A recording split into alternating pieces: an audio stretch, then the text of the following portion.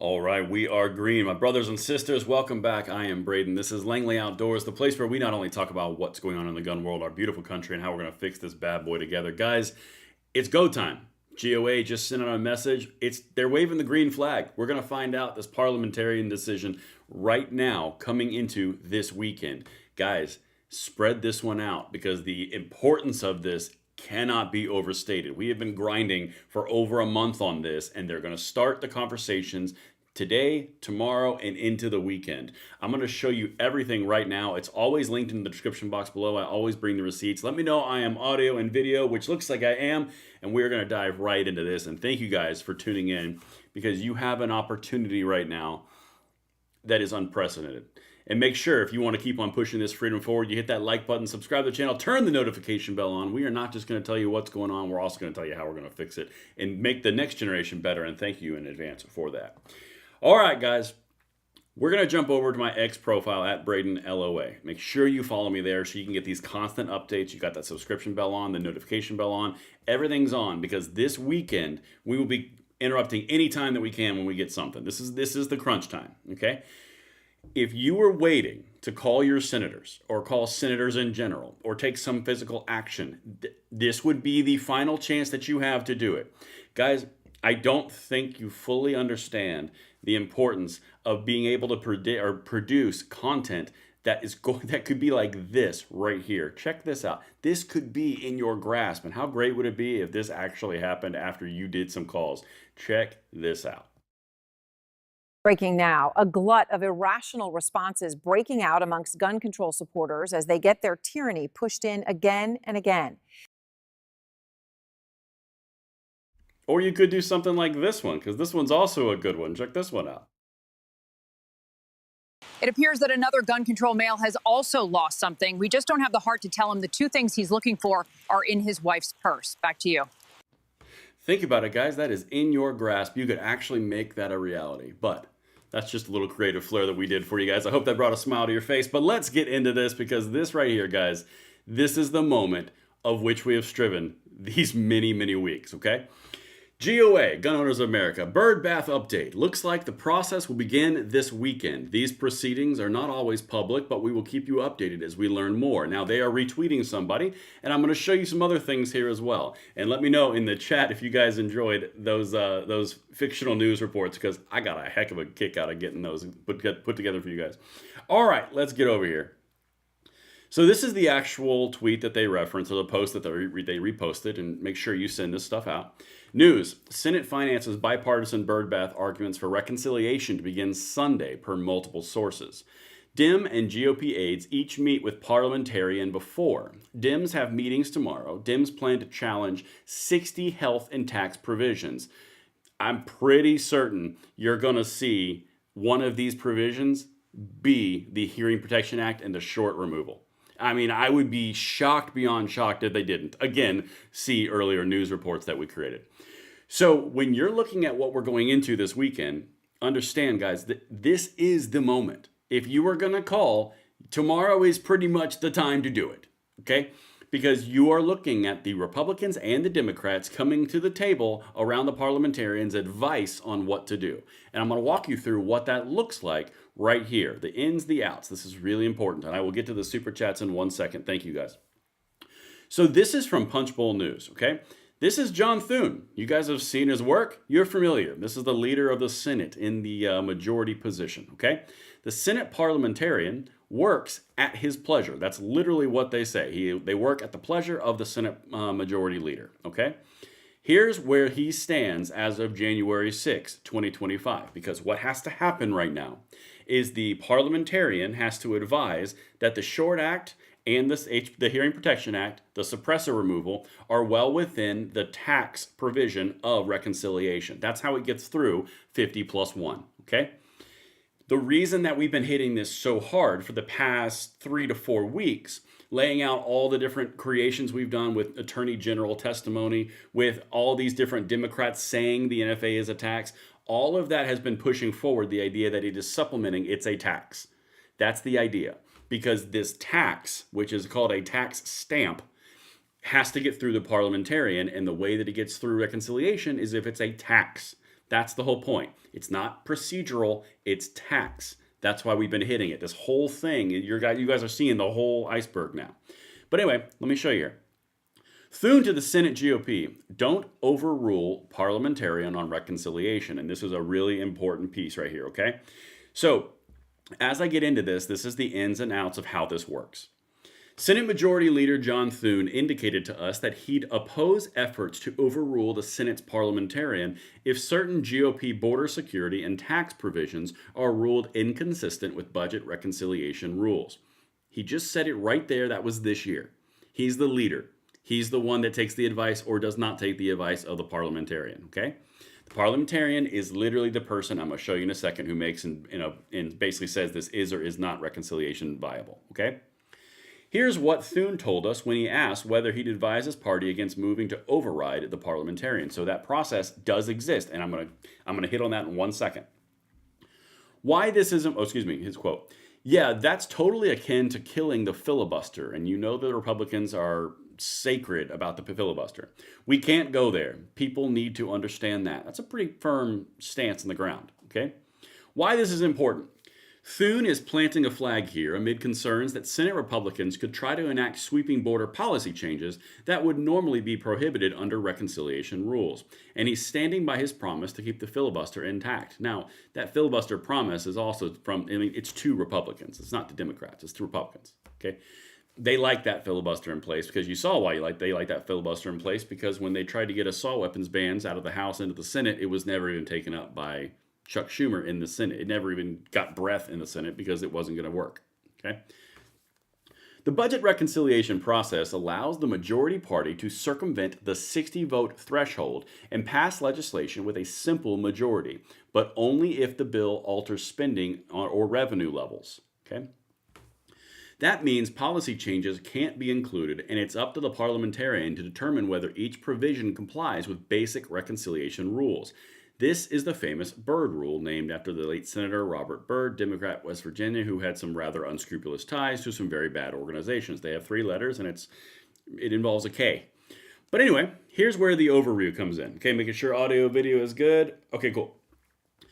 So portions of that the parliamentarian rules invalid are dropped from the legislation. This is why this is so important. They're dropped from the legislation unless lawmakers motion to override the parliamentarian. This would require a simple majority. That is 50 plus 1. Okay, you got J.D. Vance, and you're sitting at 54 Republican senators. Is it completely possible? Yes, that is completely possible. But again, listen to what John Thune is saying, and he's the Senate Majority Leader. However, as Thune suggested, this is essentially a backdoor elimination of the filibuster because it would allow Republicans to pass legislation that typically requires 60 votes with just 51. Now, I can tell you through different sources that Thune's office is comfortable with the HPA and the Short Act, but again, they are comfortable it's going to pass the Byrd Rule. All right? Again, this is all the lay of the land and the politicking that's going to be happening. So make sure you guys have everything turned on, your notifications, your like buttons, your subscribes. Follow me at Braden LOA on X, because this is it right here. This is the payoff. But top Senate Republicans don't think it'll get to that point, however. They've argued that Democrats expanded the scope of reconciliation when they passed the American Rescue Plan in 2021 and the Inflation Reduction Act in 2022, although it's unclear how those precedents could apply to Republicans' yet unwritten reconciliation bill. It's the same old game we always see. You change the rules for you at the time, and they come back and they bite you right in the butt. So we've seen it with Harry Reid. We've seen it with the Supreme Court nominees and filibusters and all that stuff, which led to a Trump +3. Same thing here. They've gone down this road recently in 2021 and 2022, which broadened the scope of the reconciliation interpretations. That's where we are. Thune is not going to want to override, per his own words. He might not. But I can tell you from sources that I have that he feels confident that it's going to pass the Byrd Rule, at least the office does. And if they do, they have an option to override them. And there's another nuclear option, which basically J.D. Vance comes in as the vice president, the president of the Senate, and says, no, shut up. But put that over there. This is where you're sitting. Okay, and now let me show you the Senate parliamentarian, because again, a lot of you have been asking a lot of these things. I'll just scroll right to the top. I got one highlighted thing here for you guys. Oh, this isn't the right one. Well, whatever. I still have the thing highlighted. This one didn't have the picture.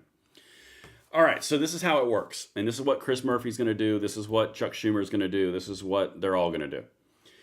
A point of order may be raised again. It may be raised against a single provision or two of or more of the provisions. In this case, the Hearing Protection Act and the Short Act, as designated by title or section number or page or line number. This is from Congress.gov, by the way.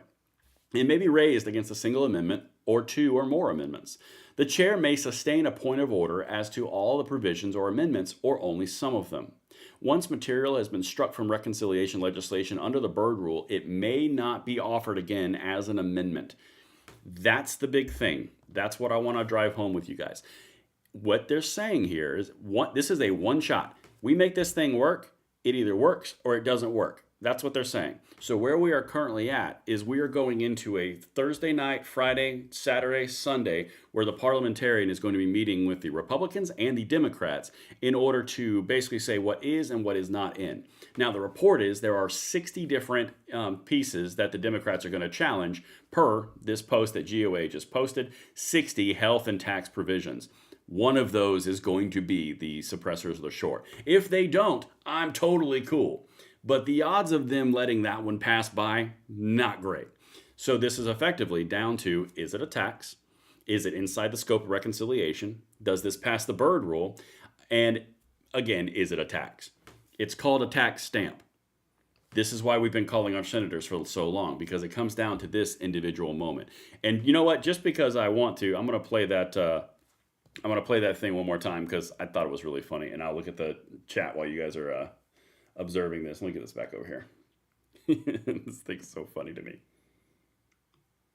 Again, guys, this is what you could create. This is the type of news reporting that could happen if your actions come through. Breaking now, a glut of irrational responses breaking out amongst gun control supporters as they get their tyranny pushed in again and again. It's all in your possibilities, guys. You could make this a reality. I mean, this could be you right here. It appears that another gun control male has also lost something. We just don't have the heart to tell him the two things he's looking for are in his wife's purse. Back to you. Oh, I'm a bad person, but I don't care. It's hilarious. So let me jump into the chat real quick. Make sure if you answer all the things you guys have. A $20 super chat came through. Glenn, thank you very much. I appreciate that. You guys are helping support the channel when you do that, and that is awesome. I appreciate it. All right, let's see here. 60 crybabies. JD can shut this whole thing down. Okay, so Neil brings up an interesting point. There is a possibility that JD Vance comes in as the Senate and basically just backhands the entire thing. You know what? I can't rule anything out because we are in a very unprecedented time. This is a great one. Alex Keys says, I am very excited, but I'm also very nervous. I want the HPA and the Short Act off the NFA. Oh, you are in good company with that, Alex. We all want that, and we're all pushing for that. It all comes down to the Senate parliamentarian. I told you earlier this week, it's going to be like this week, late week into the next one. That's where we're going. And on this channel, we are grinding towards setting up the narrative and setting up the evidence to say that it is a tax. That's what we've been doing through all the AI creations we've been having, is to drive home the fact that it's a tax. That's the entire point. It's all been about setting the playing field and setting the narrative so we can make this work. We've never had a better chance to do it, ever. Anyway, busy channel, probably slow internet. Yeah, it is slow internet. Cornyn needs a win. Now, that's an interesting point, Neil. Neil brings in... needs a win. Yeah, Cornyn does need a win. Cornyn needs like 4 wins. So anything that he would put in there to make this like a really good thing and get his vote in there real solid, puts in a good word with the parliamentarian or makes sure he gets a good vote in here for this. Yeah, he's going to probably play ball on this one because he's like 80 points behind Ken Paxton, his challenger. All right, here we go. JNYWD. I get a lot of notification problems, mostly this channel. It doesn't surprise me considering the content involved. You know, all that freedom, it's really uncomfortable. So that's why you guys make sure you hit that like button, subscribe to the channel, and turn the notification bell on to get around this. And in about 4 or 5 days, we're going to have an entire way for you to circumvent all of it. Stay tuned on that one. And a lot of great things are coming in. We've been working really hard behind the scenes. Young Gun said second legacy. So Young Guns, Tim has been out of town going on a TV show that he has been filming. More to come on that, but he basically had to dedicate all of his time to that, where he had to travel all the way around the United States, and we couldn't keep filming. It's not a dead thing. It's just he had to take care of that priority, and we fully support it. I'm excited to see where that goes for him. It was a big opportunity he couldn't miss. So that's what happened with that one. It's still a thing. It's just on pause right this second. Excellent. Let's not be complacent. Make the calls to your representative and be very clear on where you stand. Abso-freaking-lutely. Also be very clear that it is a tax because, knock, knock, it's a tax. It's very, very easy. Tax stamps. Yep, you guys are getting it. Good stuff. Okay, kids, can you say tax stamp? Exactly right. Obamacare, tax. Yep, exactly right. That is going to be a big part of this. I mean, because obviously I can't be in the room. Oh my God, I would love to be in the room, but I can't be in the room. So if I was in the room, that's exactly what I'd bring up. I'd bring up the fact there's a tax stamp. I'd bring up the fact that the 1934 Attorney General Cummings literally said that they are taking away the guns and gun rights through taxation because that's the only way they can do it. I would go down the road of Obamacare. I think I already said that. I don't care. I would just go down the tax stamps, Obamacare, Cummings. Like literally, there's like 9 different ways that this is a tax. I mean, anyway, it's obvious it's a tax. Keep the pressure on. Absolutely. DLD